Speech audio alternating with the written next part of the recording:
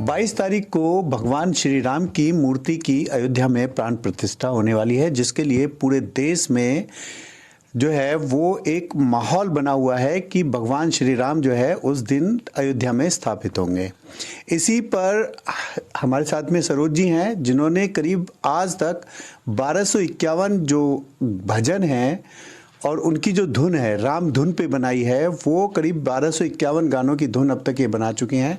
और इन्होंने जो ये प्रण लिया था, ये उस दिन लिया था जिस दिन भगवान श्री राम मंदिर की जो है वो शिलान्यास रखी गई थी।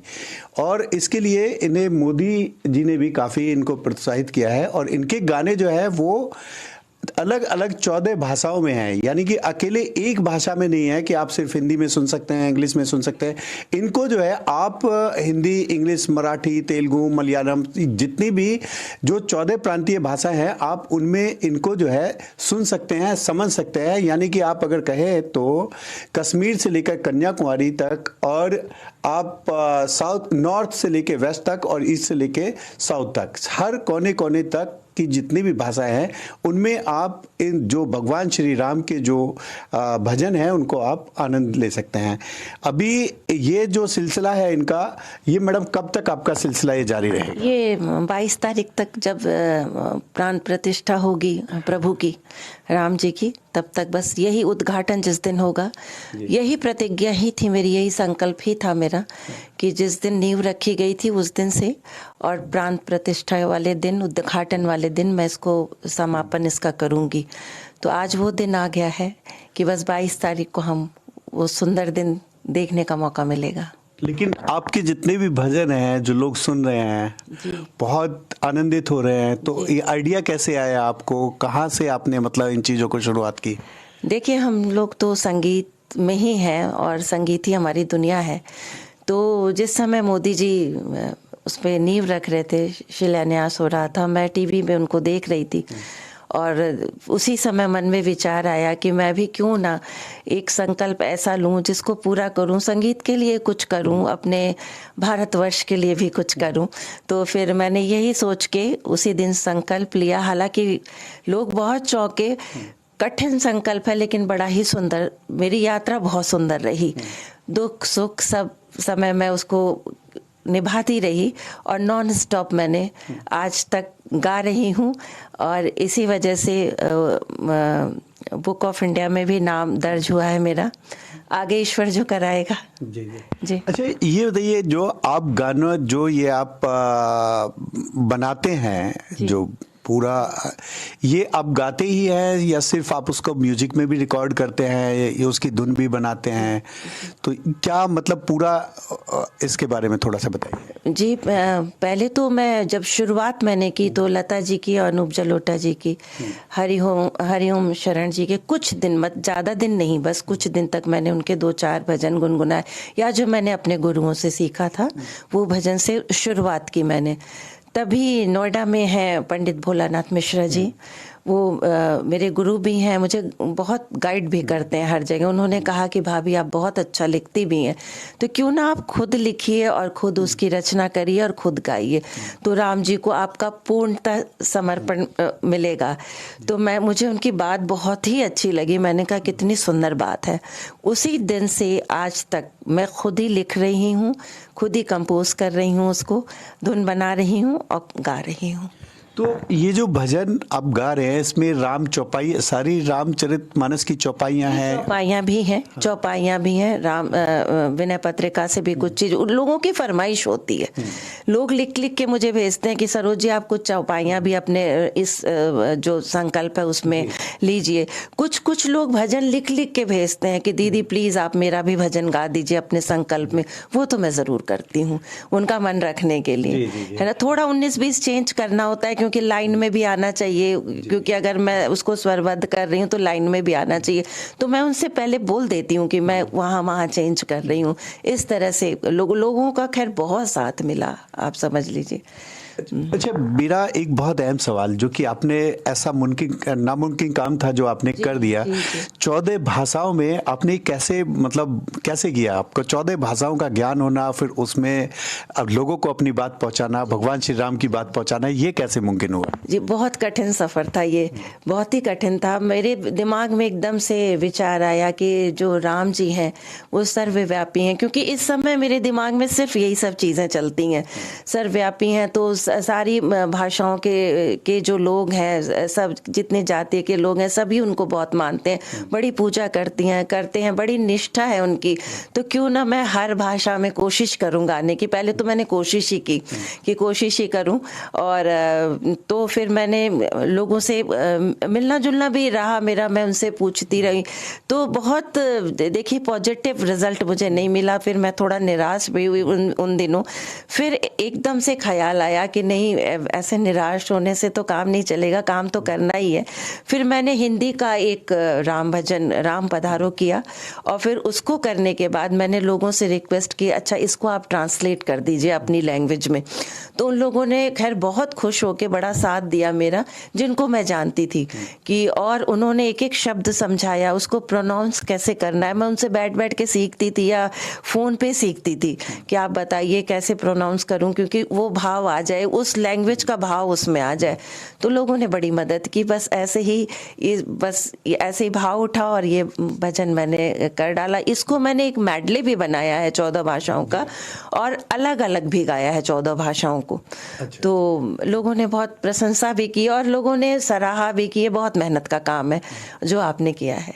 जी बिल्कुल, वाकई बहुत मुश्किल काम है, क्योंकि हम एक भाषा के बाद दूसरी भाषा पर जाते ही अटक जाते हैं। ये बहुत सारी चीज़ें कम्युनिकेशन में आती हैं, लेकिन ये बहुत मुश्किल काम है। और जो आप हमारे जो व्यूअर्स हैं उनके लिए आप ये गाना आप गा के सुनाएंगे? जी जी, एकदम एकदम।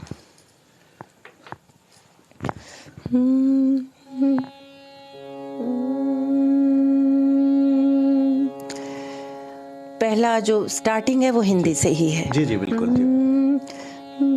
राम पधारो प्रभु राम पधारो, अवध के राजा श्री राम पधारो, मन में बसो सब कष्ट उबारो, हे रघुनंदन तुम ही तारो, राम पधारो प्रभु राम पधारो, अवध के राजा श्री राम पधारो, अधम पतित एक शिव को आमी, बंगाली, कूड़ो जग कूड़ो सब वाणी, सिंधी,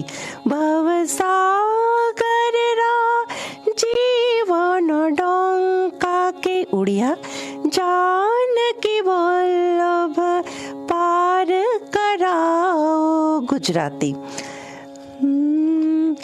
हे राघव थे कण कण वासी, मारवाड़ी, रघुकुल मणियम अक्षय पात्रवम, मलयालम, अपरु ज्ञान जीवन सब दे दो, गढ़वाली, दर्शन नीड़ो रघु राम सम्हारो, कन्नड़, तुम शबरी का वीर भी चखनी, गढ़वाली, केवट घट उद्धार हो केला, मराठी, अहिल्या कुम प्राणम तंदवरे, तमिल, हे पुरुषोत्तम अंग स्तुति कुनु, मलयालम, दशरथ कौशला के तुम ललना, भोजपुरी,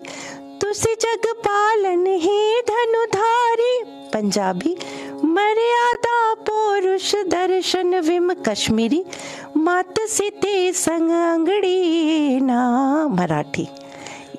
बिल्कुल, आप चाहे देश के किसी भी कोने में रहते हैं, लेकिन भगवान श्री राम के जो ये भजन है, ये मैडम ने, सरोज जी ने आपकी भाषा में, उनकी अपनी नहीं, आपकी भाषा में आपको सुनाए। आप इनसे आनंदित हो सकते हैं और अब करीब जो है 22 तारीख को प्राण प्रतिष्ठा जो है वो होने वाली है। तो इसके लिए करीब 1266 यानी कि एक बहुत बड़ा नंबर है। इतने किसी एक गाने लिखना और उनको धुन बनाना और उनको गा कर के आपके लिए नॉन स्टॉप देना, ये कोई बहुत आसान काम नहीं है। भगवान श्री राम की जो बहुत बड़ी भक्त है सरोज जी, और बताइए भगवान श्री राम के बारे में कि आप क्या सोचती हैं? मैं ये सोचती हूँ कि सर्वव्यापी हैं। उनका जो चरित्र है बचपन से लेके बड़े तक का, और जो हर रूप में है, पिता के रूप में, बेटे के रूप में, पति के रूप में, और जैसे भी शिष्य के रूप में, जो भी उनको मर्यादा पुरुषोत्तम राम कहा जाता है। इसीलिए न्याय के लिए उन्होंने अपनी सीता जी को भी छोड़ दिया था, सब कुछ। तो उनके व्यक्तित्व को लोग अपने अंदर ढालें और ढालने की कोशिश करेंगे। अगर मतलब थोड़ा सा भी उनके व्यक्तित्व को अपने जीवन में लाएंगे तो उनका जीवन धन्य हो जाएगा। और मैं अभी 22 तारीख के लिए एक पूरी रामायण गा के तैयार कर रही हूँ, उस पर एक्ट करूँगी।